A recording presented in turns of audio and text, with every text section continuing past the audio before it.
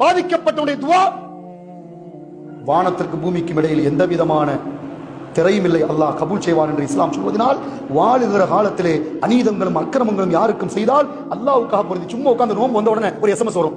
அருமையான சகோதரர்களை நல்ல கவனிங்க. இந்த SMS இந்த வருஷம் கொஞ்சம் கம்மியா இருக்கு, அடிக்கடி சொல்லி அன்பானவர்களே, என புனித மிகுந்த ரமலான் வந்து விட்டது. உங்களுக்கு நான் யாருக்காவது அநியாயம் செய்தால், உங்களுக்கு நான் யாருக்காவது துரோகம் செய்தால் என்னை இந்த ஆண்டிலே மன்னித்து விடுங்கள். நீ எனக்கு அனுப்புறியா, நீ எனக்கு எது பண்ணியா, நான் உனக்கு எது பண்ணனா? இது என்ன சடங்குன்னு? நீ எனக்கு எதா பண்ணியா, நான் உனக்கு எதா பண்ணனா? நம்ம ரெண்டுக்கும் மத்தியில் என்ன பிரச்சனை இல்லையா? ஏன் எனக்கு அனுப்புற? அப்ப ஃபார்வர்டு மெசேஜ். இது ஒரு சடங்கு.